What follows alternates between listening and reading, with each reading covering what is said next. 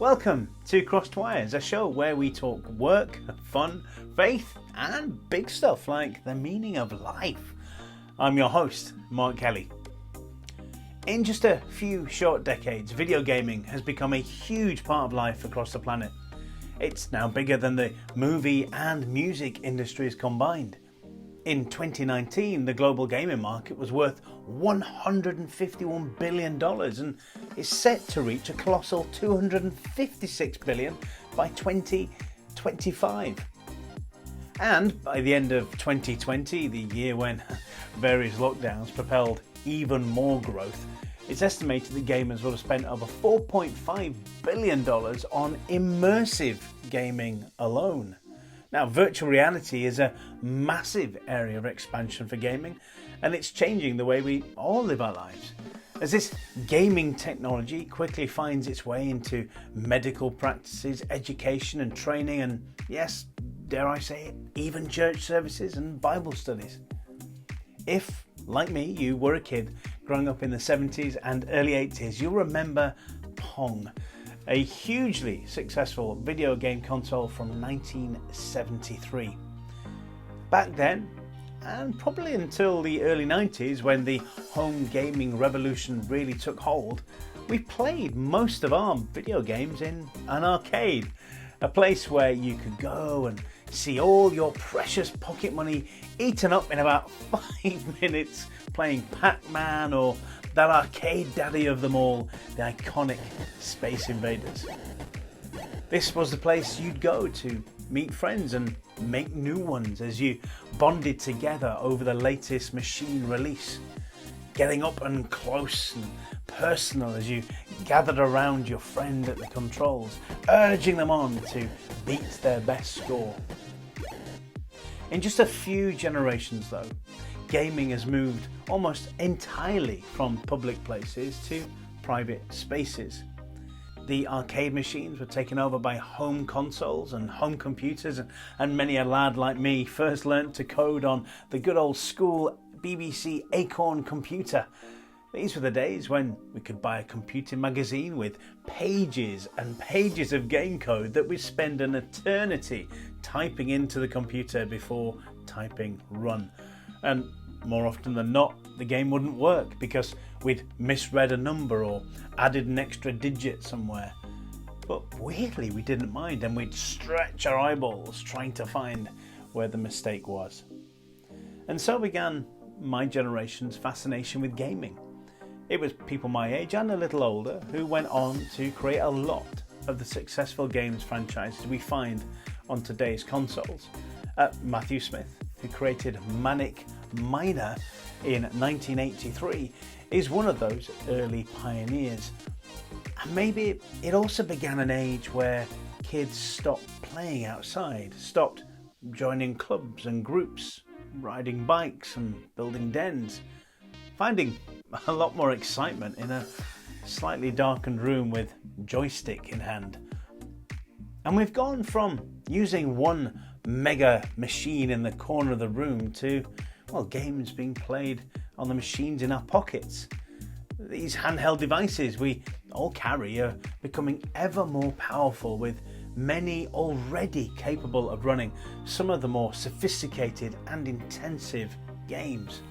With game streaming, Netflix-style subscriptions like Microsoft's xCloud, Google Stadia and Steam, we could eventually do away with powerful, expensive consoles and be happy to stream our games to devices like our phones from much more powerful servers that do all the grunt work halfway across the world, never owning a title but merely paying a monthly fee to access the game.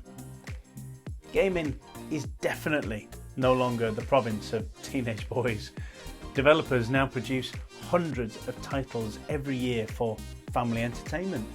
Games have massively diversified from, the stereotypical shoot 'em up such as Star Wars or Rocket Arena to those which engage with tackling real life challenges like Thousand Threads, designing and building cities like SimCity, dealing with social issues like the refugee crisis in the game Bury Me, My Love, and more.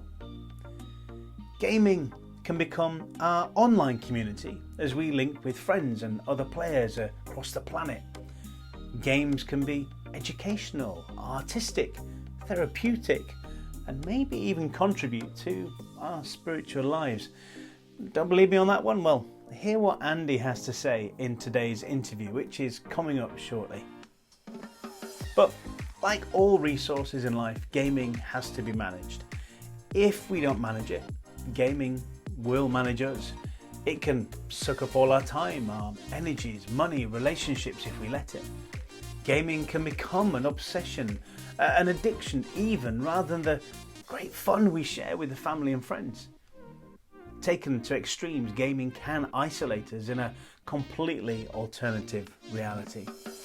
In a time of global pandemic, gaming has never been as popular as it is now. During lockdowns around the world in 2020, consoles and controllers sold out online as we tried to find things to do while saving our health services and each other.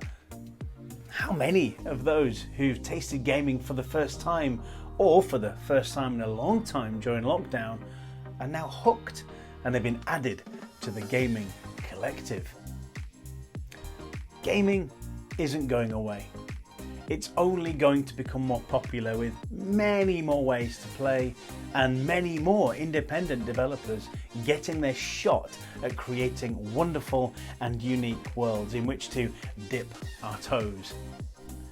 There's so much more to be said about gaming and how it has impacted culture, and of course in this show we hope to discover how it interacts with faith and spirituality, and whether there's any crossover between entertainment and ideology. So, here now is part one of a two-parter with Andy Robertson, an expert in gaming and culture. Sit back and enjoy this episode of Crossed Wires as we try to bring clarity through conversation. All right, I'm excited to have on the show today Andy Robertson. Now, Andy has been helping families get more from video games for more than 15 years. He's a freelance family technology expert for national newspapers and broadcast television, and he specializes in the intersection between video games and families, and actually runs the Family Gamer TV YouTube channel, which boasts at the last check over 540,000 subscribers. He's spoken on the meaning of games on the TEDx stage, and he's a published author with a new book, Taming Gaming, coming out in 2021, January 2021, I believe. In short, Andy knows what he's talking about when it comes to gaming and gaming culture, and he's also a Christian. And it's through that worldview that we're going to explore some of what we talk about today. So welcome to Cross the Wires, a show where we hope to bring clarity through conversation. Good to have you with us. Hello. Yeah, that's a great introduction. I get introduced a lot, and you've done you've done your research. You've ticked all the right boxes. There's nothing to add. That's a good. Nothing more to add to that. Yeah. I mean, that's about a lot about what you do. What about you, Andy? Are you married, kids? Help us get to know you a little better. Yep. So I'm in Exeter. I grew up in Totnes, just in the South Hams. Got married in '99, and then moved to Exeter in 2001, and have been here in the same house since then. Have now got 3 kids who are getting older now, so they're 12. 15 and 17, so going into GCSEs and A-levels. And like you say, the job, I work in a shed in the garden. That's where I am now. As you can see. A wonderful looking shed. You've got loads of interesting things behind you. Toys behind me. It's the stuff I'm not allowed in the house. Work-wise, that's been really nice. Just sort of working this furrow of this intersection between families and video games, and realizing that in lots of different ways, there wasn't often kind of a grown-up advice for parents and carers, and so in kind of in a broad sense, just offering families some sensible advice on how to navigate this stuff. and it's an area that I'm still working out myself, and as my kids get older, you know, each new year is a different challenge, and so, you know, I'm still learning as I go. Yeah, and it's a lot of fun, really. Oh, wonderful. Have you found having the shed at the bottom of the garden then in kind of this in the lockdown scenario that we had over the last 7 months, was it quite a handy thing to have to go and do your work? And yeah, it's been good, actually, and just to have that separation from kind of home and work, and also, I guess, to be able to continue working. So I felt quite privileged, really, to be able to continue in the same style of work that I've been doing. You know, so, you know, I don't go to an office normally, so I'm kind of used to working on my own online. You know, there's obviously more video calls and more online kind of media work, that kind of stuff. But it's familiar territory. And so that's been nice. Although, you know, each time I want to go back up to the house, it's a very different situation. And particularly when the kids weren't in school, you know, looking after their schooling and trying to hold that as well. And I go back to work in the shed, and it was like, oh, everything's normal. And I go back to the house, and it's like, oh, this is really strange. So it's just a really weird time, isn't it? And one way or another, it kind of affects everybody. But I think work-wise, having that separate space has been really good, and that was true before the pandemic. Just having a bit of separation between family and home. I used to work in the bedroom and realised that actually it was really difficult to separate that work and family space. So having to walk down to the end of the garden, my commute. You feel like you're going somewhere. It's the easiest commute in the world. And I can leave it behind, so I don't, you know, I try not to check emails and do stuff. And that's one of the issues, I guess, working online. It's very easy to have your phone and just to check into stuff. So I'm pretty good at just leaving it at 5:30 and going up to the house and turn off your notifications. I'm in home mode. Yeah, exactly. Yeah, in home mode. Oh, that's so good. So good to hear. Let's get stuck into something that I was kind of led to as I was researching you and finding out all about you. And there are lots and lots of links on your YouTube page. I discovered that they send you in all sorts of different wonderful places, things you've written, things you've recorded, things you've done with the BBC. And so talking of the BBC, you did a programme with them the series was called Stories of Us. And it was with the Reverend Kate Botley. And you did... I really I don't know. You'll have to tell us in your answer to this question, I guess, whether you've continued this in any way. But you introduced video gaming into a church service, into a communion service. Now, if you just hear that, that sounds very intriguing. How on earth do you do that? Why did you do that? And what happened? What was the result of that? In case anybody hadn't watched this program. Yeah, I'm not sure which end to start the story. I mean, let's start at the sort of the kind of the end bit, really. So over the last few years, I've been running services in Exeter Cathedral that integrated a PlayStation game, and just happened to be those games. It could have been any console, with their kind of main evening act of worship, communion. And right from the first time we did it, it attracted a lot of attention, and there was a lot. You know, I had calls from this, you know, Radio 4 Sunday show and different places saying, "What are you doing? Like, why is this? Why are you putting this video game into this ancient building? Is that appropriate?" And often, I think the first thing people think of is like, "Oh, that's quite cool. Like, you're making church cool for kids." And like, this is obviously going to attract a younger demographic, and if it's done well, perhaps that would be a really positive way to reconnect with people who aren't in church. Whereas the truth of it is actually it had been designed in the opposite direction. The congregation that was there that would be playing the games was probably an average age of 50 at least, and so many of these people hadn't played games at all. And really, the exciting part for me was enabling them to experience this new media and to see if it worked in that space. Could video games stand up to that sort of use in a proper grown-up cultural setting? And if they did, how were they different to using things like poetry or video or other readings? Yeah. And so that it was more on the kind of the older side that the interest was. But obviously it's slightly controversial bringing technology into the cathedral, but in the cathedral itself, that's a long-standing thing, because when they first brought pipe organs into those buildings, it was very controversial bringing this modern technology of this massive, instrument, and so that we were playing the game in a similar space. So, but the result was it just really seemed to work right from the first one. you know, I expected it to be quite kind of fun and novel, but I hadn't expected it to just kind of be like, well, of course, this is what you would do. Like after seeing how the service went at the end, most people were like, oh, that made a lot, that was really good. It added something and it wasn't too distracting. And each time there's often been little moments in the service where what's happening on the screen sort of matched what was happening in the room. And so the way it was played was a big screen behind the altar where they do the communion. And I introduced the game at the beginning, and then we passed the controller around. So it wasn't just one person playing it. So everybody, and you know, many of these people had never touched a PlayStation controller before. Some of them literally held it upside down. But we wanted to create a space where that was okay. They could approach this technology and not feel silly for getting it wrong, not being worried about breaking it. So they could sort of participate in this journey that we were doing in the game. And then just to pull out one little moment, as for instance, when we were taking communion in the game, you control a flower petal and you move the controller to move it through the landscape.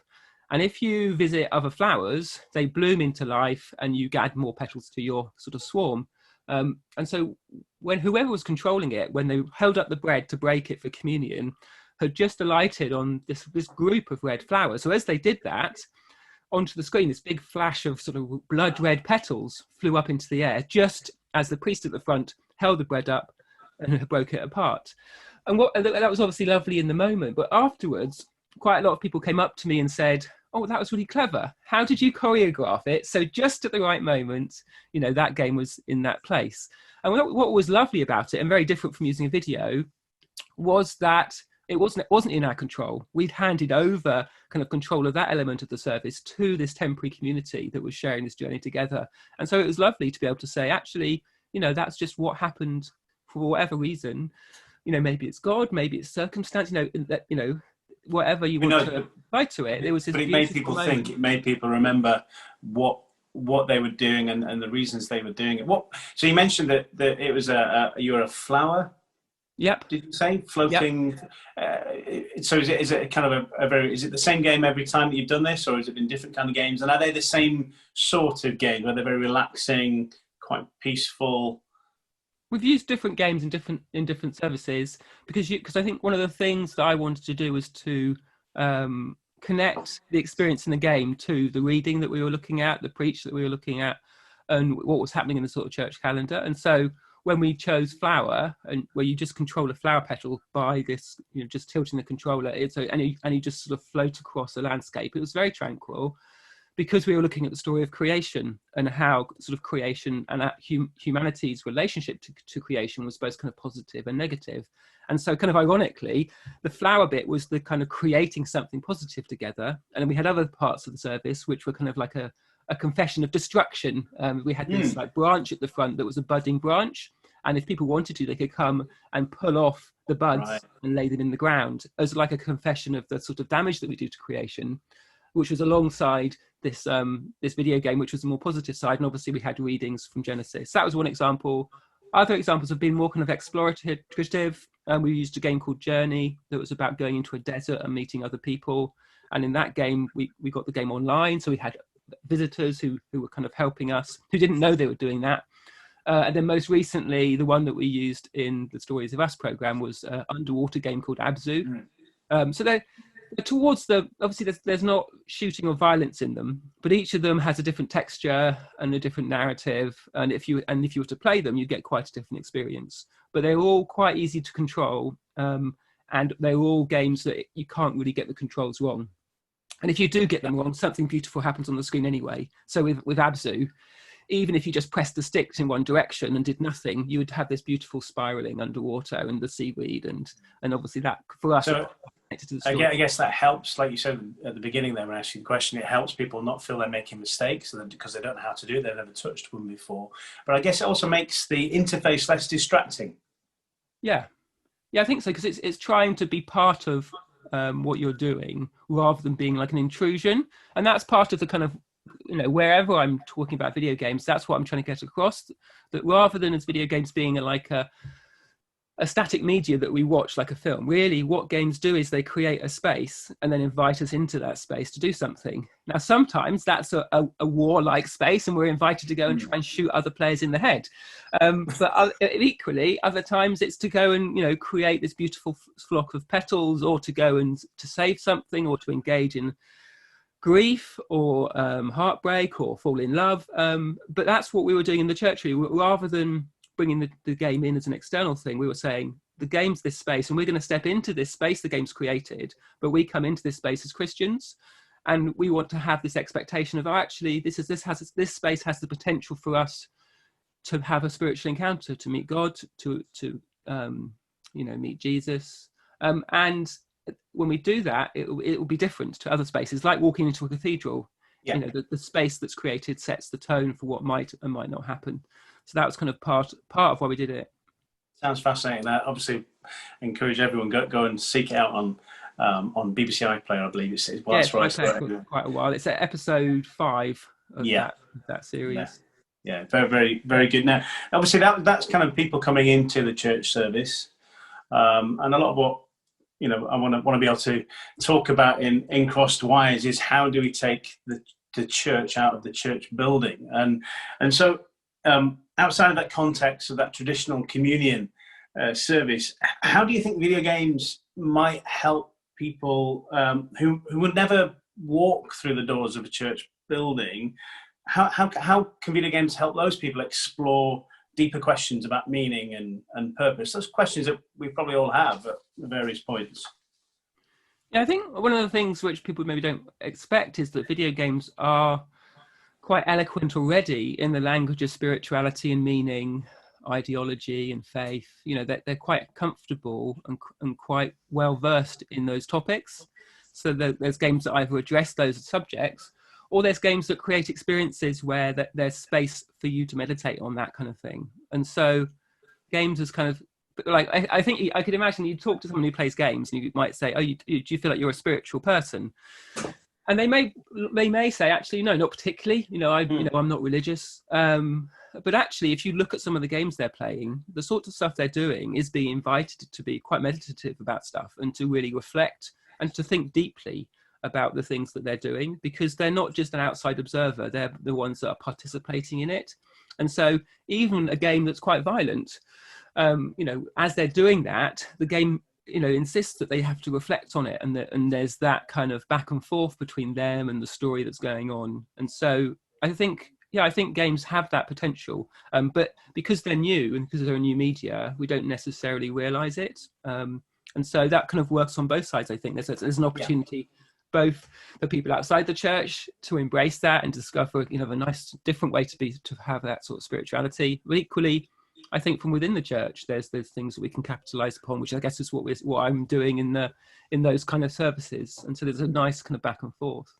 Yeah, in lockdown, we obviously I'm part of a church, and the communication we've had from people outside of kind of our membership, we've had emails and Facebook connections, people asking kind of those deeper, meaningful questions, because this kind of lockdown situation really has, obviously, it's drawn everybody together physically. They at least at the beginning they couldn't go out much. And then I guess it's drawn people's thoughts together as well. And so there's been quite a lot of questions that have come up and cropped up. And maybe as well as kind of those questions and being deep and meaningful, people have also been drawn. I mean, I remember trying to buy some Xbox controllers during the pandemic, and just being astonished. They just seem to be sold out. Everybody seem to be turning to video games as a way of kind of seeking solace, as a way of distracting themselves. And I guess, could that be seen as a negative thing? Should people use games to find meaning, or is there a legitimacy there? Yeah, well, I mean, it's worth pausing, I think, in these conversations and just acknowledging the problem, how games are problematic. they are often, as we've mentioned already, I guess a bit, they're often quite violent stories. And the big blockbuster games often do focus on the kind of enjoyment of those kind of power fantasies of being in a situation where you can solve it by shooting things. And of course, some of those games are designed for adults, and each game has a rating on it, an age rating. And particularly in a family perspective, it's important that parents understand what those ratings mean and what the game's content is, so that they can make an informed choice. And that's kind of work around this Taming Gaming book that you mentioned at the beginning, to sort of broaden that, but to really grasp that nettle and to say, yeah, it's not just straightforward. It can be, and it's amazing, all the stuff we've been saying so far, but there's some work to be done, and to acknowledge some of the problems around violence, equally some of the problems around the fears about addiction, particularly that parents will have. The kids are just playing too much and they can't stop it, and we'll use that phrase, oh, my kid's addicted to Fortnite. We don't really mean it usually in a clinical sense, and so there's some work to do there, being careful about our language. And equally online, they can be quite expensive. There's a kind of a visual connection between how video games make money and gambling. There's loot boxes, and so there's lots of stuff going on. So I think it's just worth saying that that's the kind of space, because games are quite commercial, because they're very successful. They make, as you know, the game turnover is as much as the music and film industry put together. And I think that's sometimes a surprise to people. And equally, the average age of someone who plays games is in sort of mid-30s, and it's quite evenly split between male, female. So I think it's worth kind of doing some of that groundwork. Hi there, I just wanted to tell you about a little project that me and some local families have been working on, which is to create a library, a database of games that families can search to find really good games to use at home while kids are self-isolating and maybe not at school. It started off the back of my Taming Gaming book, but has kind of grown from those 60 games to about 300 games now. And what's unusual about it is that it means that me or anybody can create lists of games that are really useful for particular circumstances. So at the minute, we've just added some games that are offering hope. So any games you play and you come away from them feeling a bit more hopeful. We've got another list about games that are calming and maybe help kids escape some of the chaos in the world today, as well as games that are really good educational. So great games that are also really good for learning something, whether that's emotionally, whether that's about history or geography or maths, but also genuinely good games in their own right. And as you can see here, each of the games has its own unique page that has a screenshot at the top.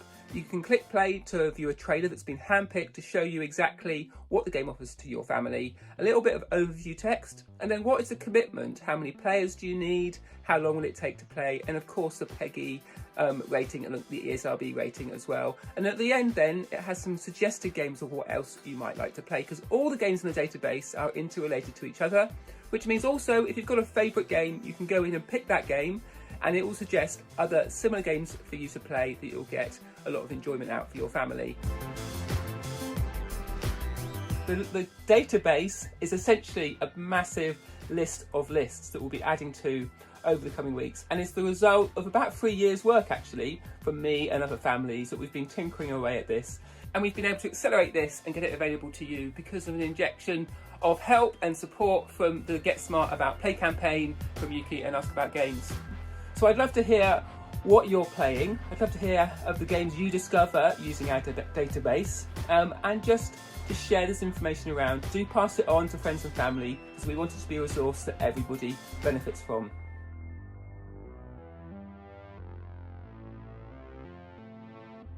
You know, games are completely a media that can handle any topic in as much as anything. So, well, we wouldn't say, is it appropriate for a book, a film or a piece of theatre to take on a difficult, meaningful subject? We would say, and get confused a bit, if a game included a topic such as child abuse or something like that. That's a really difficult thing that we want to be super careful with, because we call them games and we're stuck with that name. It feels strange. Well, why would you include that in a game? People will say, if it's for entertainment, then you shouldn't include it. But of course, games are this media that can actually tell stories in this really unique way, in a participatory way, similar but different to theatre and film and book. So they have that potential, but we're still learning how to talk about it, and still learning, like, what they do to us and what they can do for us. So that's why it's just such an exciting space to be in, because it's a new conversation. Sure. Now you mentioned something interesting. So maybe games isn't a helpful thing to call it. What else would you call this genre of entertainment? I think as a shorthand, we're stuck with it. It's like comics. Really, people would prefer you call them graphic novels. And, you know, I'm someone of the age who comics were around when I grew up, obviously. But I've never been that into superheroes. And so for me, comic or graphic novels have become synonymous with superheroes. And so I don't read them. I don't think about it, which is ridiculous, because obviously that media is really powerful and could tell stories about anything in a way that I probably love. But because in my mind they've become synonymous with superheroes, I'm like, oh yeah, it's not for me. That, you know, I'm not into superheroes, which is kind of ridiculous. In a similar way, you know, games can become synonymous with entertainment or violence. But there's no way, there's no better way to talk about them, really. Because you end up talking interactive media and stuff, you just end up tripping yourself up. So I think the best thing to do is just to talk about video games, but then go on and say, well, what does that mean, and try and pick it apart a bit. I think that's a really useful analogy that you've given there with the comics. But I guess, again, just like the comics is a very personal thing. You don't tend to, I mean, maybe some people do, but I had a period in my life where I was into comics or graphic novels, and you tend not to kind of read them at the same time as somebody else is reading them. You tend to read them to yourself, and then, or you know, look at them, read them, and then maybe talk about them with friends. In terms of gaming, a lot of people might also associate gaming as a solitary venture, and so I just wonder, can that lead towards isolation or depression, or can actually do the opposite? Can it create conversation, connection, and genuine community as well? Yeah, I think because games are interactive, and because more recent games have realised that it's more fun to interact with another person than it is to interact with the computer. More and more, we're seeing the most popular games are those where you interact with different players online. And so at a kind of a rudimentary level, you're having just some interactions because you're competing or you're collaborating to achieve something in the game. But what's quite interesting, and particularly for parents, if you spend some time listening and watching a child play a game, say Fortnite for half an hour, you realise that the conversation they have with their friends isn't just, oh, quick, shoot him, oh, quick, we've got to go over here, get the armour, get the gun. Actually, they're talking about life, like in the playground. They're talking about homework. They're talking about how do you feel about the lockdown and what's it like for you. You know, just happen to be doing this thing which is connecting them. Yeah, and so it creates this context where they can have quite a deep and nuanced conversation about the things in their life. And actually, as a parent, if you just there, watching and enjoying what they're doing, you get access to this part of them that you wouldn't normally do, because it'd normally be running around in the playground. And obviously, I'm not saying that kids shouldn't run around. That's, you need to have that balance of exercise. But because of the nature of games, it means that you have this opportunity to connect. I think that is true more broadly, that games have this propensity to create community. And all of the big games have a broader context in which they're played, which is another part of understanding games. Like there's this kind of thing where, if a child plays too much of a game, I'll just remove the game, as if that solves the problem. And actually, the game's just this central thing, but part of this wider universe where they're reading online information to get better at it. They're accessing forums or chat groups, or they've got their sort of web of friends. And that's the context that's kind of that they're enjoying for the game. And the game is the central bit, which is why often if you're taking the game away, you're taking that community away as well. Because if they can't participate in the game, they're missing out on the new updates and what's happening. And so getting a better understanding of that, and again, I guess I'm sort of straying into sort of parenting territory, helps you understand and be more compassionate, I think, to a child who maybe is playing too much, and how do you actually move them towards playing in the right way? And also helping them actually understand that themselves, so they can be critical about those communities that aren't always positive. And they can consider, well, how do I want to be treated by people online? What's inappropriate? What's appropriate? How do I want to treat other people? How can I be an agent for good in this community and not partake in what is perceived as maybe toxic behavior? If I beat someone, how can I make that a good experience for them, rather than just being like, oh, well done, and just being really sarky about it, like good shot when they miss, that kind of stuff. And so that kind of territory, I think, is just like any community, has people in it, and it needs some sort of guidance to grow.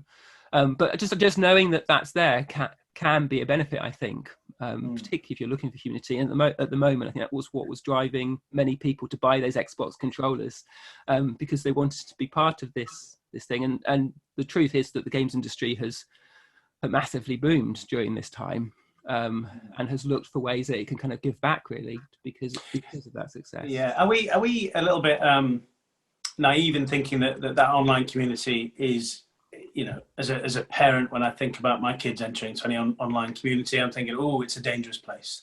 There'll be predators there. There'll be people pretending to be somebody else. Are we over exaggerating the fears, or is there legitimacy there in being careful? And then how do we police that in a way that isn't undermining, particularly young kids, undermine their independence, their growing independence?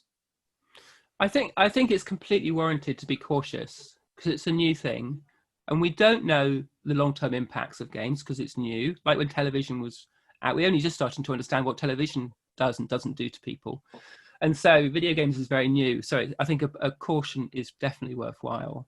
And those, it's like a playground. So a game like Roblox, which is a game that many young people will play, and it's often the first place a young person will interact with someone they don't know online. Now, we're used to kids interacting with people they don't know, but it's usually in a playground, and where you can see, how old the other kids look. And if they look like a 5-year-old, they probably are a 5-year-old, and the playgrounds have fences around them. And equally, different playgrounds are sorted by different ages. And so the little kiddies one's down here, and if the big kids are there, it's obvious because they stand out, and a parent might go and say, so you need to be in that bit. You're a bit old for this one. Go to the bigger one. But obviously online, you don't have that visibility, particularly if you're not there as they're playing. And so the kind of idea where you can sort of have a device away from you or in the bedroom for a young child playing, I think it just means it's really hard work to keep it on the straight and narrow. So if you keep that in a family space, then you can see what's going on. And equally, you can, like in the playground, the kids want you to watch. They want to show you, I just did the slide, Dad. I just went on the roundabout. I didn't fall off, or I just did fall off. Look, my head's bleeding, whatever it is. But they want you to look. Shouldn't laugh at that. Yeah. Yeah. They want you to watch and participate. And I think often parents rule themselves out and say, oh, it's their thing. I don't want to intrude. And actually, the kids love it. That's their favorite time, when mum, dad, or a carer is watching and asking questions. And it moves you from policing to more of that the parenting stuff, and that's the danger. It feels like something we have to police, like alcohol or it feels like a substance, and that's just a misunderstanding of what it is. And if we treat it like that, the kids themselves don't then grow an understanding of how to make their own choices about it, because they haven't had it modeled. So it's a bit of work, I think. Yeah. The book and the kind of most of the work I do aims to lead parents into and all of us, whether it's leading a spiritual community or just leading a family, to understand what games are. And really the only way to do that is to play games yourself. Like, we could have had this whole conversation about wine and how we love or don't love different sorts of wine. And really, and at the end we were like, oh yeah, it's good, isn't it? But I never drink it, because it's just not for me. I'm never going to drink wine. We would be like completely undermined in terms of our expertise. But often we try and do that with video games and say, oh, well, they're not for me. I'm never going to play a game. But actually, there's nothing to stop us playing them. And it's just a bit of time. Anyone spent an hour playing a particular game would get to grips with it. And a lot of the work I do is to find games that are specifically aimed at adults. So they're not games that kids would play, but they're games that address topics that all sorts of different people would connect with. And even just playing these very simple games that just a few minutes gets you into that. Oh, games create an emotional connection with topics, and then suddenly the conversation can sort of change in the home, and it's just a really powerful thing to do. Although it's not that a popular suggestion, because it is parents are busy, and it seems like it's just another thing for them to do, but it's an important thing.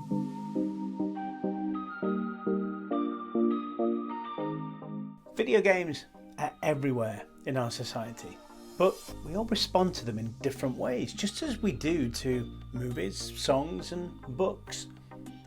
The fact is that video games are simply a modern, exciting and interactive way of telling stories. They allow us to join in, to make the story up together as we play along. Somebody once said, "To be human is to be a storyteller." It's no wonder that people enjoy playing games so much. They offer us rich pools of stories that we can be a part of.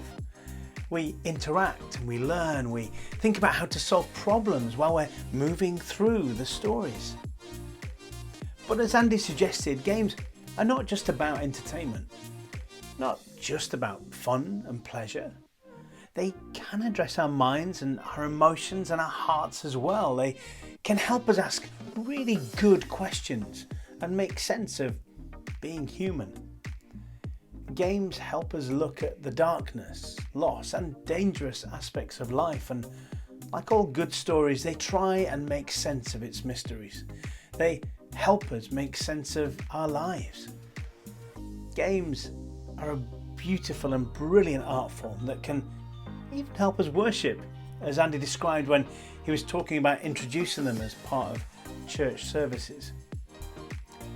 And as he also said, choosing well and playing games together can also bring us a sense of community and inclusion as well. Some of us need to ditch the idea of the stereotypical isolated teenage boy glued to a console in a darkened room for nights on end that some of us might carry in our heads still. Maybe some of us need to even consider that gaming is creating new faith communities that don't involve church. I mean, after all, we all believe in something. Maybe those of us who are Christians need to think about how we respond to and contribute to the gaming community. When we compare the plots and characters and themes of video games with the plots and characters and themes in the Bible, it can help us to see those afresh too. In fact, Jesus was the consummate storyteller. His stories, told in the books of Matthew, Mark, Luke and John, explore so many great themes about what it is to be human too, about being lost and being loved, about being judgmental or generous, about wisdom and stupidity, about fulfilling your potential in life, about bearing fruit rather than frustration. So the next time you play a game, maybe think about the deeper meanings you're exploring. If games bring up questions about life for you, please do get in touch. Write to us at hello@crossedwires.uk. In a number of weeks, we're hoping to organise some time where we might be able to talk to you directly if you're interested, particularly if you'd like to explore more of what it means to be a Christian. And a Christian is someone who experiences a real relationship with a real and loving God. We can help you explore what Jesus said about your questions, about what the Bible teaches. And remember, there are no bad questions. We are gonna try our best to release videos every 2 weeks, and so please do subscribe to this channel and tap the notification bell so that you never miss any future episodes. We hope that this week has intrigued you enough that you'll be back for the second part of Andy's interview. We've got some great interviews lined up, and I can't wait to share them with you. In the meantime, please do share this channel on all your social media and with your friends and neighbours and anybody that you can think of, really. Join me, Mark Kelly, next time on another episode of Crosswires, the show where we try to bring clarity through conversation.